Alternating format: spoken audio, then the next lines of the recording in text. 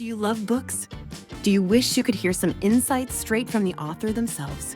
Join Sam Hankin, your host, as he interviews top-selling book authors and dives into interesting and unforgettable discussions here at the Avid Reader.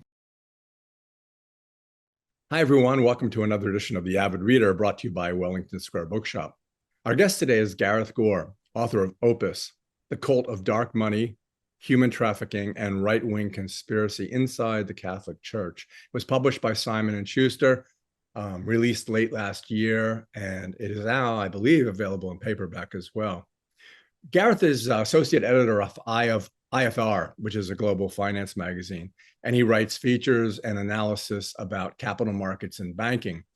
And as he says in his bio, he writes about everything from Russian sanctions to tobacco finance, to UK universities, to economic reforms in Saudi Arabia. And he writes in erudite terms, but those terms are accessible to laymen like me, which is always, I appreciate that. Basically, he writes about how stuff gets financed. That's a lay term. So then how does he write a book about Opus Dei, literally God's work, and under the radar, for the most part, to the general public, but famous and secretive Catholic sect, which seemingly controls, perhaps, through a labyrinthine web of financial institutions, political parties, and conservative policymakers, a good portion of the motivational forces that lead our world forward today, especially today, for good or for bad. So let's find out how the editor of a financial periodical, tasked with unraveling the failure of an esteemed bank, ended up following a convoluted trail of documented, there's tons of footnotes, to documented activities, and they are all documented, to an expose of a clandestine organization which was founded as a sect devoted to God through poverty, chastity, and obedience. The obedience was to a deity that billions of people worship. So welcome, Gareth, and thanks so much for joining us today. Thank you for having me on, Sam. It's great to be here.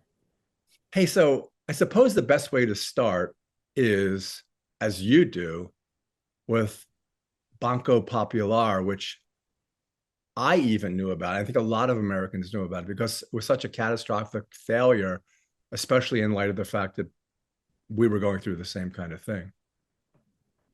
Yeah, absolutely. I mean, and as you were saying in your preamble, I'm a financial reporter, and how does a financial reporter get into writing a book about Opus Dei? And the answer is completely by accident. I just so in 2017, this bank in Spain collapsed, a major Spanish bank, one of the largest Spanish banks. Every Spanish person would know this bank, Banco Popular. Branches, thousands of branches all across the country. So yeah, it just collapsed, and I, like many other financial reporters, was sent to report on what had happened. And at first, this was 2017. This was, 10 years on from the global financial crisis. We'd seen dozens and dozens of banking failures in Europe and across, in the US and across the world. I'd been sent to places like Greece and Sweden, Germany, to report on similar failures there. And initially, I thought this was kind of the same old story of, a bunch of risk-taking bankers who had allowed things to just go too far and spiral out of control. But the more I dug into the story, the less sense it kind of seemed to make. And as a journalist, when you get your teeth into this kind of story, when, the more questions you ask, the more questions are raised, you just can't let this kind of thing go. And that's basically what happened to me. So I started from a purely financial perspective, and I did the initial reporting, but I just couldn't let this thing go. And in my free time after work, I'd be digging into the story. I'd be making connections to people, speaking to people in my evenings and my weekends. And bit by bit, I started to kind of piece this thing together. It took me 3 years before I was even ready to write a book proposal. There was a lot of investigation, a lot of research, a lot of interviews went into just understanding what the story was before I kind of, set about actually piecing a book together. So yeah, it was a long haul. Well, I've been thinking, the article in the TLS and the Times Literary Supplement about the book, it talks about, let me play devil's advocate, which is an apt idiom, but not as a vituperative, if you will, as the TLS calls the Jeremiad shot back at you by Opus itself. So I was thinking, it's funny because in August of last year, the Catholic News Agency, before the book was published, addressed the allegations that, this is a conservative, powerful, and secretive organization, just like when the Opus shot back at you. But then the question was, they said, hey, he never even told us anything about the book. He didn't let us vet it, blah, blah, blah. And then TLS goes, well, does a journalist who does this, is he violating some kind of moral compass? Did you think about that? Or as that book that they referred to, I've forgotten the name of the book, is it just something that a journalist has to do because it's so important? To begin with, it's completely false to say that I didn't, give them a chance to give me their side of the story. So what's happened since the books come out is that Opus Dei has launched this disinformation campaign. They don't want to engage with the allegations of the book. The book makes pretty serious allegations about this organization. It accuses Opus Dei of having abused its members, of having targeted and groomed young children and enticed them into this life of servitude. It accuses them of human trafficking, of trafficking young girls around the world to work for free for its elite members. All those things are absolutely true and documented in the book. But Opus Dei doesn't want to engage with any of those allegations, because to engage with those allegations would mean it having to launch a serious investigation of people potentially being prosecuted for crimes, would force the organization to basically confront its horrendous past and current practices, and might force it to have to pay huge amounts of compensation to many victims. So instead of actually engaging with the stuff I'm accusing the organization of, they've decided to kind of mount this disinformation campaign. So they've accused me of having lied to them and tricked them into talking to me, which is a complete, it's farcical, to be honest. This is an organization that pretends to be completely transparent and they have nothing to hide. So how can I have tricked them into talking to me if they, if they're transparent and have nothing to hide? I spent 18 months in talks with Opus Dei. I must have spoken to about 100 different current members of Opus Dei, including some of the most senior people inside the organization across, 5 or 6 different countries.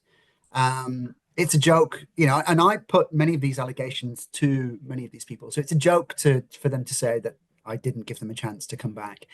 And it's true that, we didn't give them a copy of the book in advance, but that's because, that's standard. Like no publisher hands over a manuscript of the book to an organization they're accusing of, we told them about the accusations, but you don't hand a copy of the book over to these guys. That's not the way publishing works.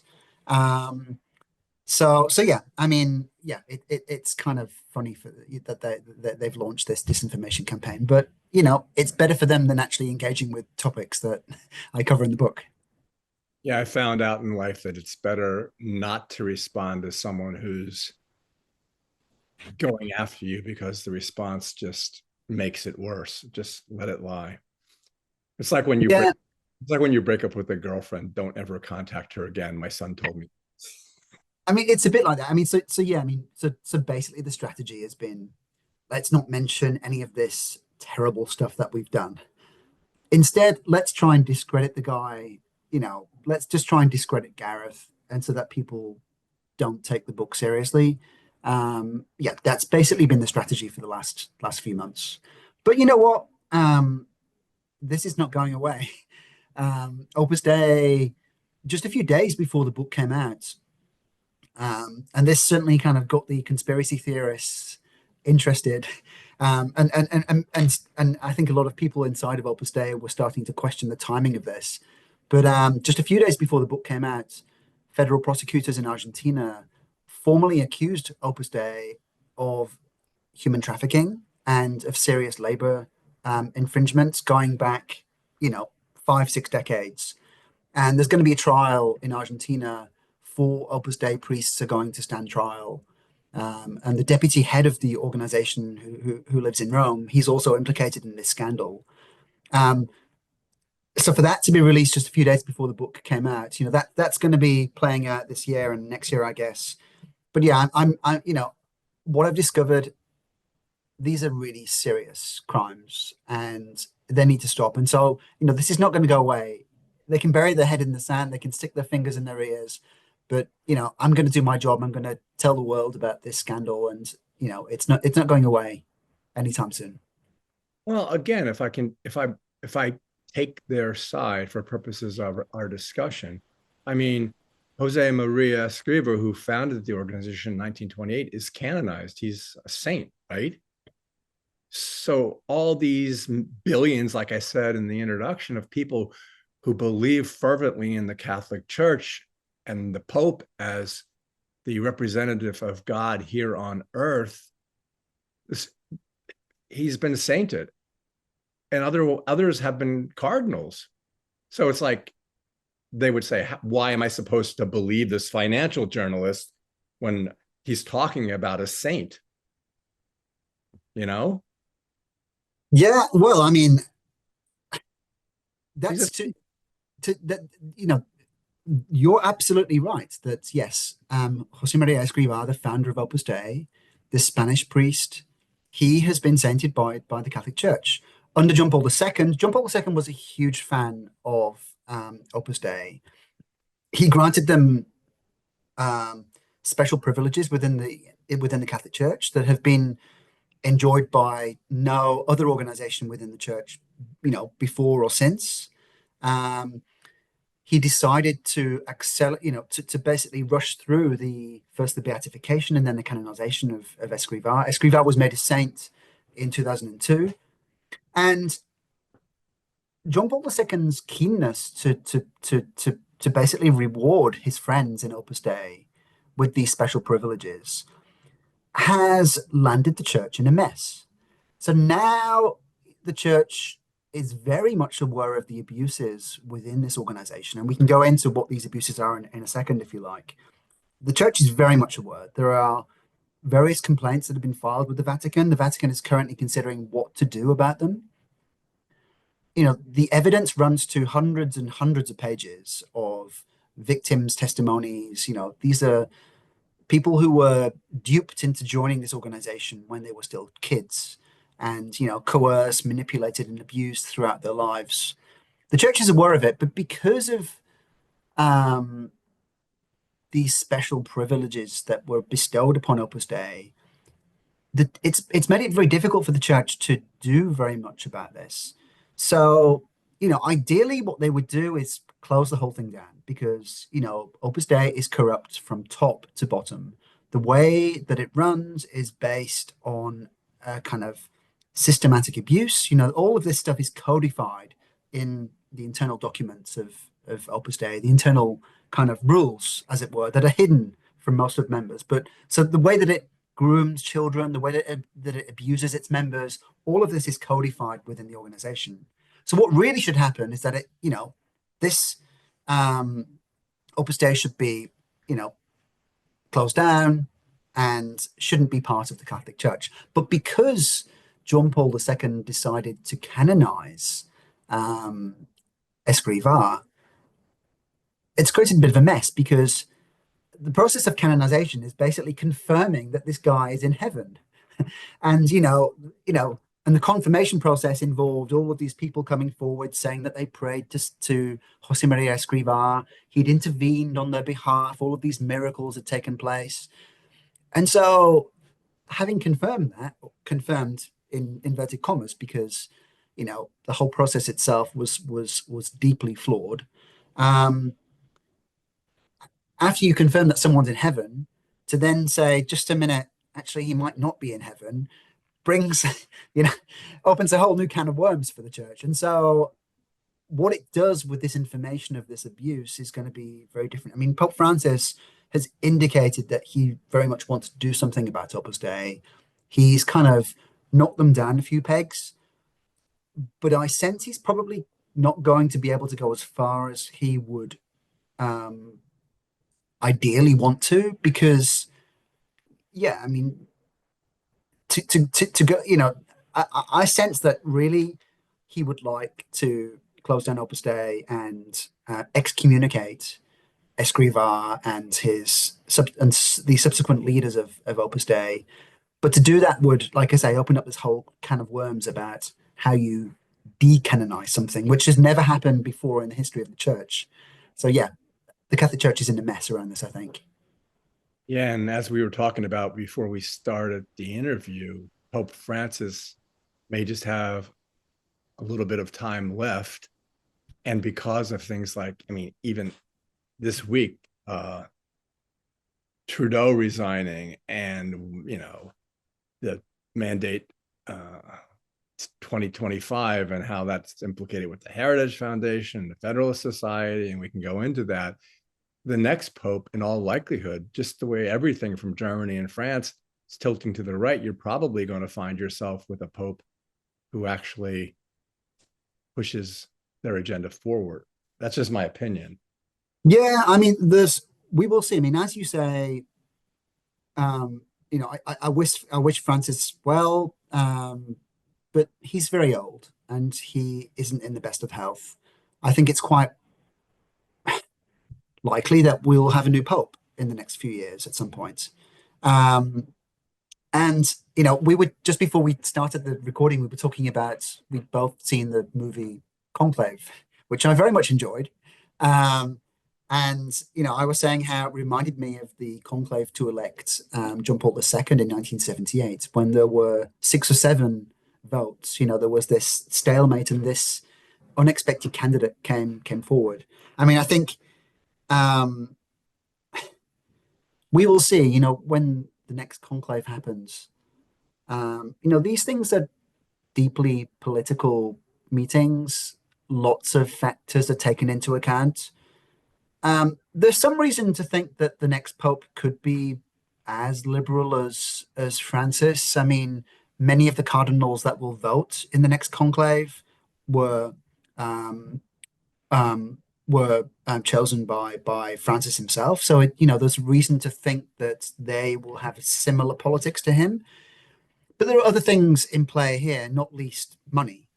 And many of the cardinals that will vote will be conscious of constituents in their own archdiocese where they need to bear in mind where the supports, where the financial support is coming from. And certainly in the US, there are lots of very wealthy and very influential Catholic individuals who give huge amounts of money to the local diocese and to the Catholic Church in general. And so, that balance, how the cardinals balance those two competing interests, I mean, we will see. I mean, and yes, I mean, so Pope Francis has begun the process of trying to reform Opus Dei and to trying to address a lot of the abuses that it's been accused of. Whether or not he's going to be around long enough to carry, to carry through that reform to its kind of natural end, who knows?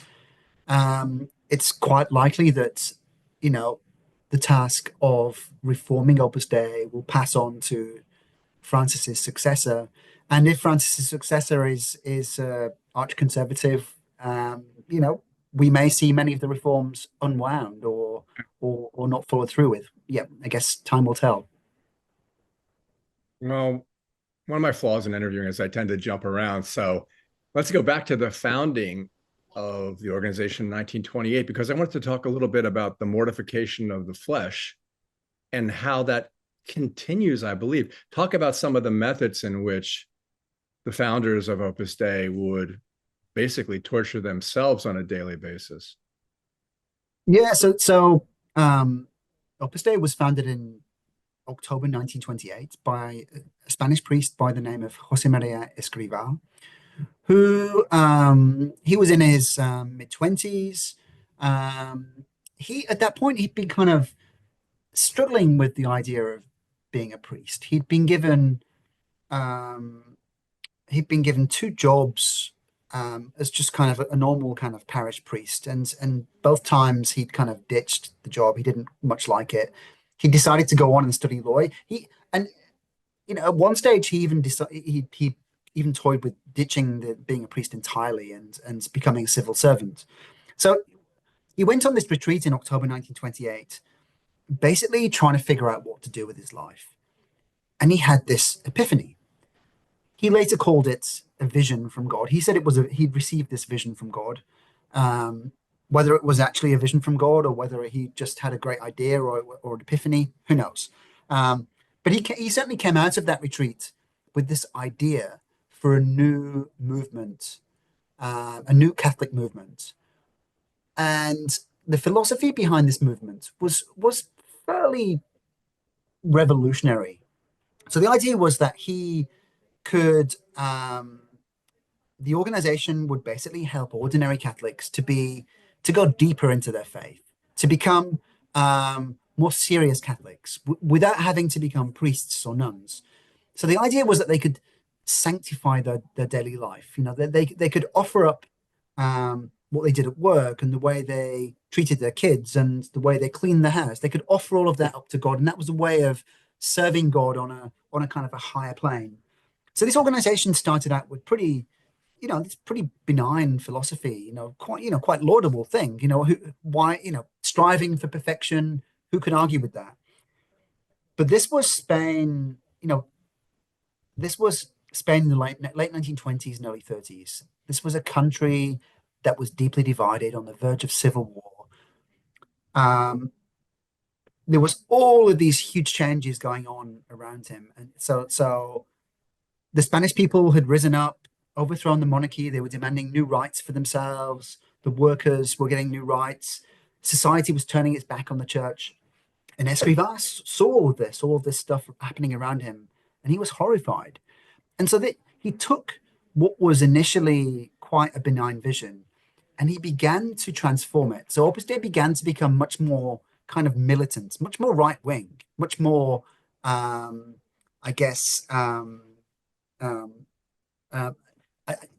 much more kind of anti-progressive, and much more reactionary. And so he saw it basically as increasingly as a political group, and he tried to effectively recruit a militia to fight back against these progressive values.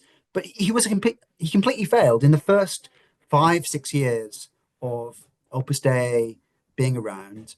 He barely recruited anyone, and he was very tough on himself. He became pretty despondent and quite depressed, and so mortification became, to come back to your question, became a way, I think, for him to deal with this kind of inner turmoil and anguish, and I guess a disappointment in himself of having failed to recruit into this movement. And so he became quite obsessed with various forms of mortification. So one thing was something called the Silis, which is kind of like a barbed wire, a kind of chain that you can wear around various parts of the body. He used to wear it around his thigh. And it kind of has these claws that dig into the flesh and they can cut into the flesh sometimes. The idea is that it's uncomfortable to wear, and it's meant to remind you of the suffering of Christ. So he would wear this. Sometimes he would wear a Silis around his waist. I mean, he was slightly obsessed with his weight. His weight would kind of yo-yo around. I think one way of dealing with his failures was he would overeat and he would put on lots of weight, and then he would feel awful because he got fat, and then so he would wear this Silis around his waist to kind of dig into his waist. Another thing he used to do was this other thing called the discipline, which is kind of like it's a whip, basically. And these can be made of various different substances. Often they're made of rope with knots at the end, and you would hit yourself over the back and it would hurt. But that wasn't enough for him. I guess he wanted to go a step further. He wanted to experience an increased level of suffering. I guess perhaps as punishment, but also perhaps as a way of feeling that much closer to, I guess, the suffering of Christ. And so he would attach razor blades to the end of this whip, and he would whip himself with this device. And you know, his his companions, his mother and his siblings and his friends, his priest at one stage became quite concerned about him because he would leave specks of blood on the wall. They were really quite concerned about the level of mortification that he was going to, and both his mother and his priest told him that at one stage, you need to stop this. You're going too far. Um, but when Opus Dei became successful and he began to recruit more and more people into the movement, he made it a requirement that they too had to follow through with this corporal mortification. So these days, for Opus Dei members, for the kind of full members, these people called the numeraries, that these people that devote their lives to Opus Dei, they dedicate their lives to, they basically adopt a life of celibacy and poverty and obedience to the movement. Those people are all expected to engage in these acts of corporal mortification. They are expected to wear the cilice, the barbed wire, for 2 hours every day, and they're expected to whip themselves with the discipline once a week. The rest of the members, the supernumeraries, so these are people who live out in the world, they're married, they have normal jobs, but they're still members of Opus Dei. They're encouraged to also do this, but they're not they aren't watched the entire time, so they can get away without doing it if they choose not to. And it's there's more freedom there, but certainly the kind of elite numerary members are expected to perform these acts of corporal mortification daily and in terms of the discipline once a week. It reminds me of Russia and the oligarchs, and you have a communist society, but they have their dakas, they have their yachts, they have their fancy cars, same kind of thing.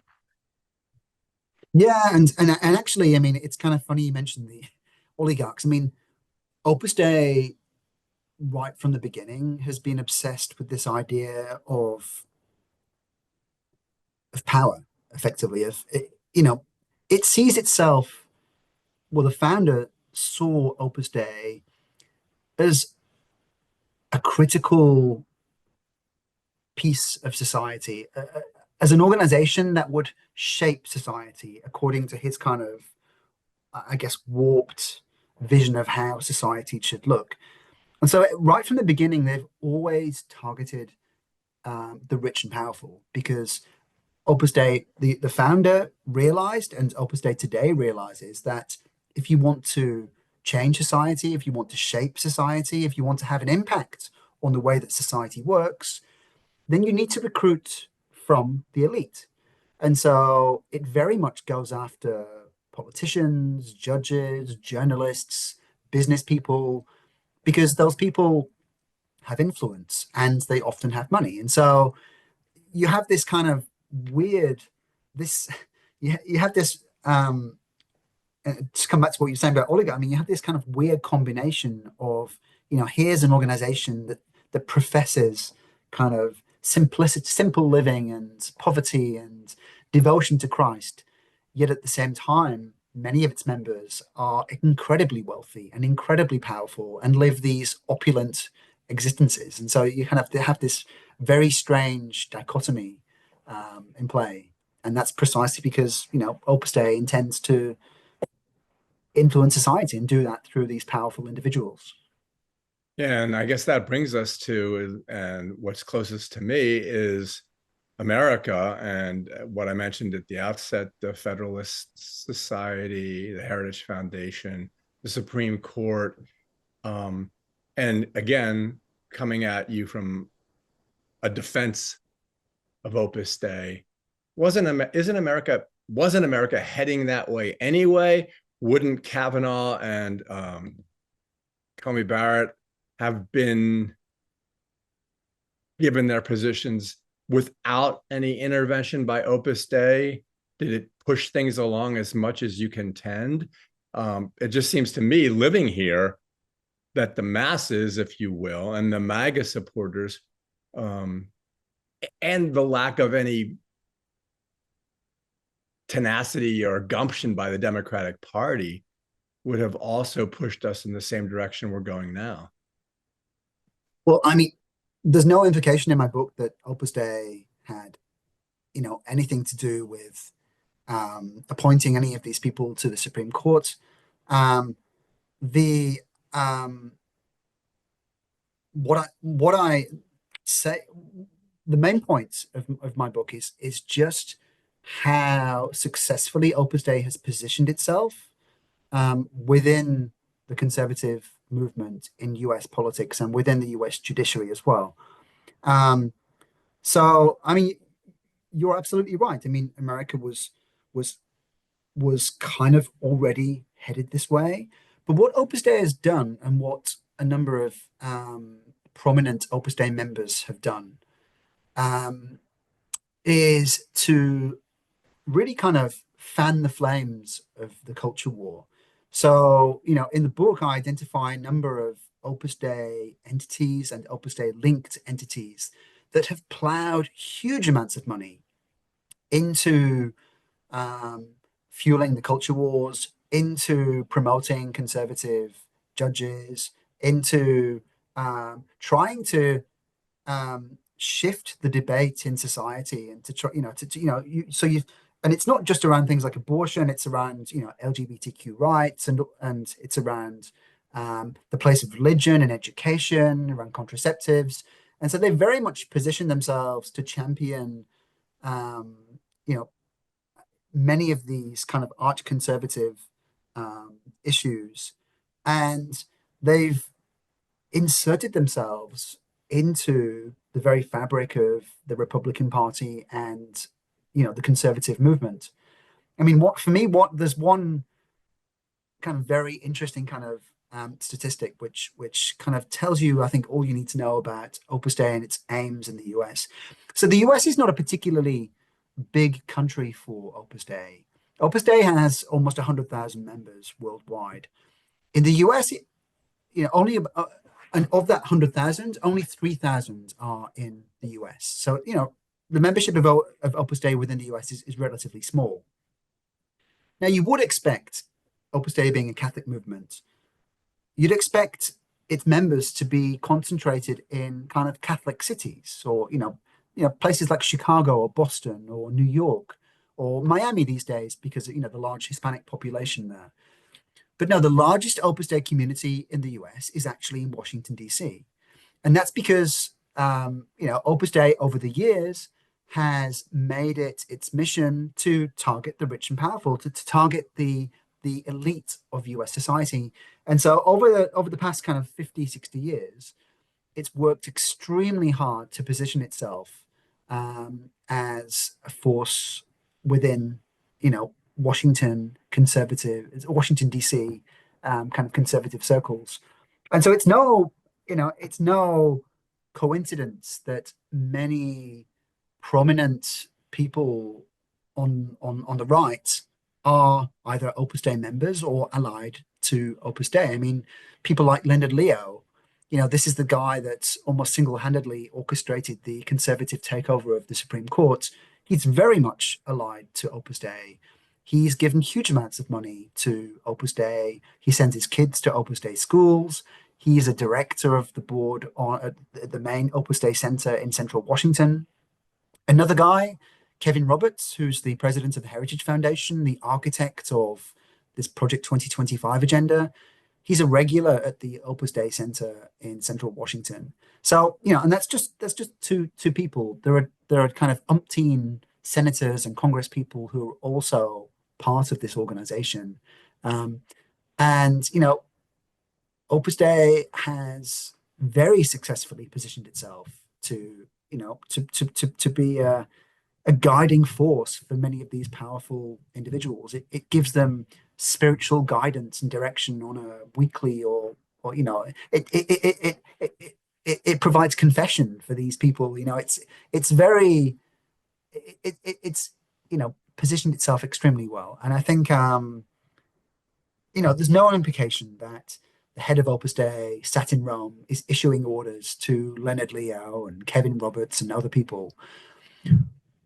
But what Opus Dei has done is position itself to really influence these people, to shape the conversation, to shape the way that these powerful people think about the world and how they think about their role in society, and how they think about how to connect their Catholic faith with their civic, the civic duties and what they do day to day in Washington. It's funny. I'm old enough to remember, although I was a little kid, when John F. Kennedy was running for president and almost lost the race simply because he was a Catholic. And now, especially in the TLS argument, maybe TLS article, maybe more than you even implicated, like Scalia, they become devout Catholics when it was almost anathema in American politics 40, 65, 70 years ago to even profess your Catholicism, because it was considered allegiance to the Pope over allegiance to the president. Yeah. And I think, things have kind of come 360. It's 180, I should say, because it's kind of the opposite way. I mean, it's so now I think to get ahead in Washington, it helps to. I'm sorry. Seriously, you're saying to get ahead in Washington, you have to do that? No, I'm saying to get ahead in certain circles in Washington, it helps if you're a devout Catholic. There are people like Leonard Leo and Kevin Roberts that will look extremely. I know from speaking to many people who've worked with them that people have the propensity to promote people who share their kind of religious devotion is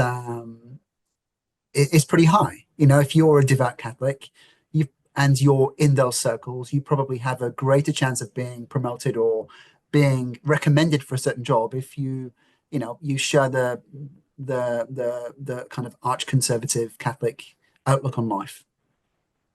It's funny, although Margaret Atwood denies it, people used to say that Amy Comey Barrett was a member of an organization that would lead to a society in which women were treated as they were in The Handmaid's Tale.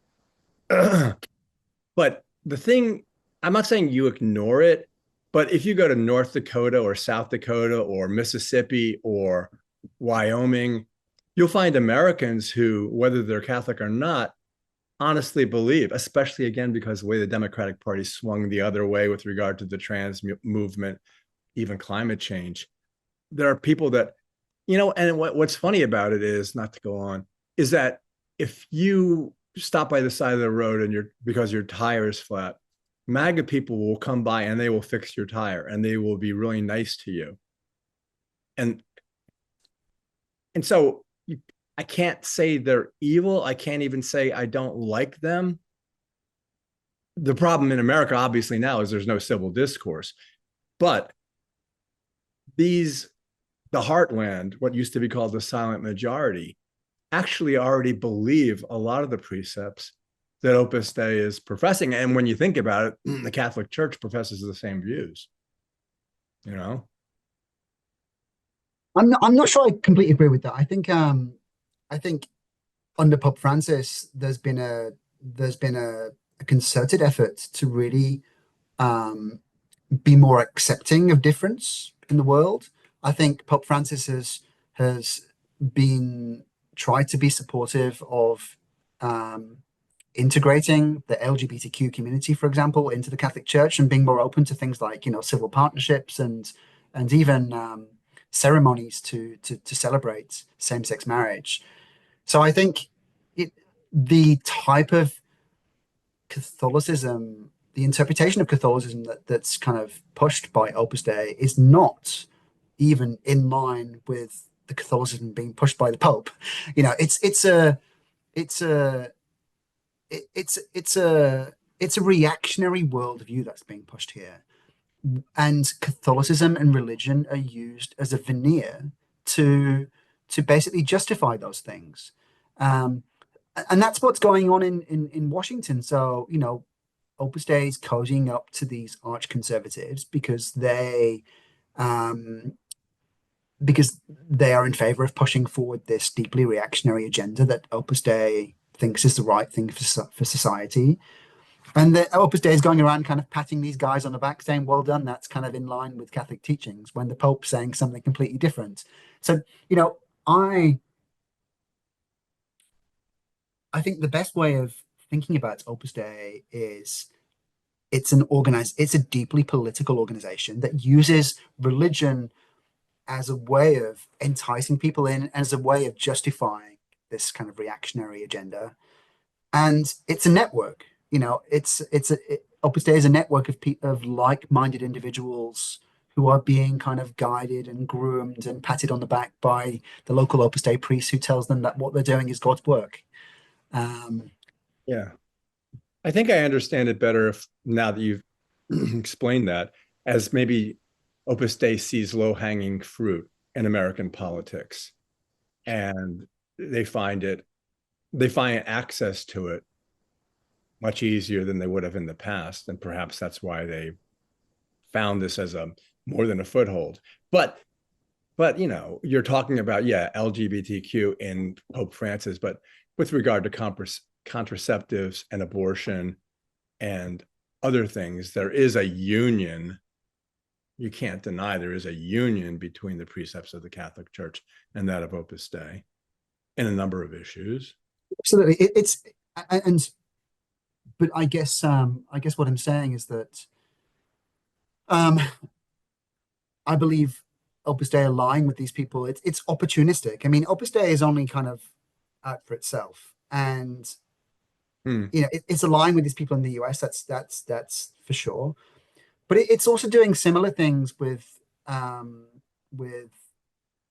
other right-wing movements in other parts of the world. So, in places like Spain, Poland, Hungary, Argentina, you very much see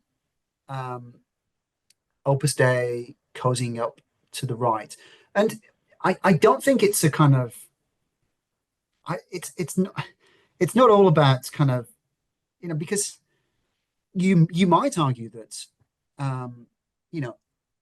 certainly in the last few years, if Opus Dei wanted to be loyal to the Vatican and to the teachings of the current Pope, and wanted to push Francis's doctrine, you might say, in to further that in US society, then Biden would have been a more natural ally to cozy up to. He's a Catholic himself, and a lot of the progressive interpretations of Catholicism that were being pushed by the Pope, I think, were probably more in line with many of Biden's policies. But instead of doing that, they chose to kind of set up camp completely in opposition to Biden. Which tells you, I think, religion is just a facade and a veneer that they use. This organization it's all about shaping society. It's all about winding the clock back on any kind of progressive achievements in society. This is an organization that thinks that the place for women is in the home. They should be at home with like 10, 12 kids ideally, and all those kids should be sent off to Opus Dei schools to and some of those kids will be all of those kids will be recruited into Opus Dei. Some of them will become celibate members of Opus Dei. That's what's driving the organization. Well, as we wind down, I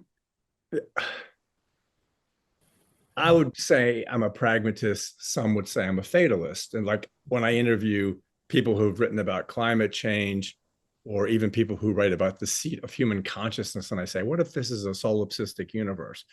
they won't argue with me because it's the end of their professorial studies if it is solipsistic. The last woman I interviewed with regard to climate change, I said, well, we're past the point of no return. It's not, we don't have a chance. And she goes, well, you're just a fatalist. And I said, no, I'm not a fatalist. I would like it to be the other way. And she goes, well, you have no hope. And I said, it's not a question of hope. And then she said, well, what if there's a 1% chance? And I said, well, then there's a 1% chance. So the last question I would ask you, especially given what you're talking about with Francis and the possibility of something moving Opus Dei away from the mainstream, are you pessimistic? Are you optimistic? And that's painting you into a corner, but that's what I like to do.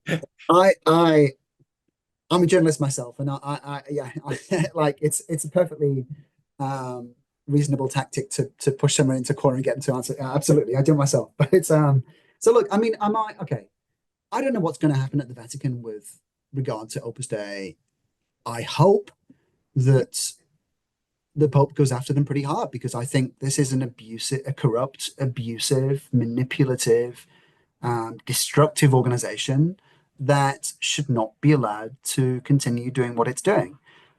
So I hope. Now, whether that happens, I don't know, for the reasons, that we discussed earlier, the politics within the Vatican and the question of how long Francis will be around, who comes next. But from my perspective, on a kind of top level, I'm not fatalistic, but I'm not optimistic either. I'm like, let's see what happens. But on a personal level, I think that by writing the book and by doing things like this, there's a chance that one person or two people or three people might listen to this conversation, or might read, a few people might read the book, and I might prevent that person from suffering, untold abuse, from ruining their lives by joining this movement. And so for me, I'm quite optimistic now that the book is out there. The tale of these horrendous abuses is out there. I think that's a really positive thing. And I think even if we just persuade a handful of people to not join Opus Dei, that's an achievement I can be proud of, because, I've saved them from suffering, horrendous abuse that have been suffered by hundreds, if not thousands of people before them. And so maybe that's not a direct way of answering your question.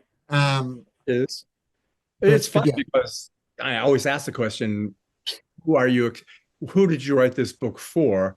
You just answered it. And then the TLS, their concluding paragraph was, you've basically performed a public service.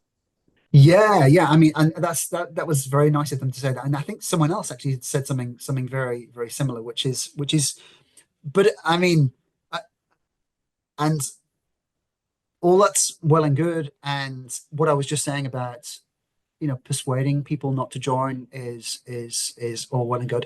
But if I'm completely honest, I didn't write the book for any of those reasons. I wrote the book because I'm a journalist. And when you're a journalist and you come across a story that is just incredible and is almost unbelievable, and the more you dig into it, the more interesting and the more crazy it gets, you just have to tell that story. It's just kind of part. It's just, that's what journalists do. You when you discover an amazing story, you just have to write it. You have to tell it. And so my motivation has never been, I want to change the world, or I want to prevent people from joining, or I want to, form a public service. My motivation throughout all of this has just been, I've got to tell this story. And so, afterwards, now I'm kind of thinking about the kind of impact it can have. That's different, but it was a very selfish motivation to begin with. I just had to tell the story. Yeah, I feel exactly the same way. Even though I do write, I feel exactly the same way about life. I think life is, yes, public service, yes, but the idea is we're here to gain as much information as we can. So even when I read about the prelature, What do? I go to Wikipedia, find out what that is, and drill down, because I'm fascinated by it and curious about it. And I think that's what you're saying as well. You can't not do it, you know? Yeah, I mean, I'm driven by curiosity. I mean, that's why I became a journalist, because Yeah. I just enjoy asking questions and figuring things out and working out what's going on, and then trying to piece all of that information together in a compelling narrative. And I hope that's kind of what I've done with the Oh, book. yeah. The thing about it is that I've asked like 5 last questions now, but the last question, which really kind of troubled me throughout the book, is: are you worried because of what you've said? I mean, I interviewed a guy who wrote a satire of Putin. It was called "The Senility of Vladimir P." And I said, "Are you worried? And are you worried?" I think I'd be more worried if I'd done an expose of Vladimir Putin than I am about Opus Dei. I mean, I mean, to come back to what I was just saying, I had to tell this story. I mean, I just didn't think about the implications of writing this book when I was writing it, because I was just driven by the need to tell the story. And, that said, I was pretty careful throughout the reporting and throughout the promotion activity to not give any details about where I live or my family, and like on social media or anywhere, because not because I'm worried about Opus Dei. I mean, if something were to happen to me, it would be the worst possible outcome for them, because suddenly the spotlight would be right on them of, why is this something happened to this guy who's just written this expose? So in many ways, I feel almost like the safest person in in the world, because but perhaps Opus Dei should hire a bodyguard for me to try and ensure that nothing happens to me to protect themselves. But at the same time, like, there's religion is a tricky subject, and there are a lot of people out there who feel strongly, and there are a lot of people out there who also aren't um, let me find a good way of saying this, aren't completely stable about things. And so, social media, we see these kinds of people the whole time. There are so many trolls and haters and whatever. And so it's not, I haven't sought to protect myself out of fear of Opus Dei. It's more, out of awareness that there are troubled individuals out there who, so you need to, I guess you need to be careful. But yeah, but no, I'm not scared of Opus Dei. And, you know, for a long time, they threatened to sue me and bankrupt me if I dared to publish this book. Um, and they haven't. And that's because the book is extremely well researched, well sourced. There are more than 100 pages of endnotes in the book detailing, where the information has come from. They have no grounds to take me to court because it's all true. And actually, to take me to court would open themselves up to all kinds of, the process of discovery. I'd produce all kinds of witnesses that would confirm all these things in the book. The last thing Opus Dei want to do is go to court, because there's a danger they'd be exposed, and that a judge would absolutely agree with me and say this is 100% true. And it's far easier for them to mount a disinformation campaign to try to discredit me, but not actually kind of follow through with legal threats. I think that's quite telling. Yeah, but I still find it courageous. And all your book will be on, or no, it already is now that it's paperback, on the front table at our bookstore. But one thing I did was, when Project 25 came out, I put books out that were in favor of the project and books out that were, I don't know, demonized it.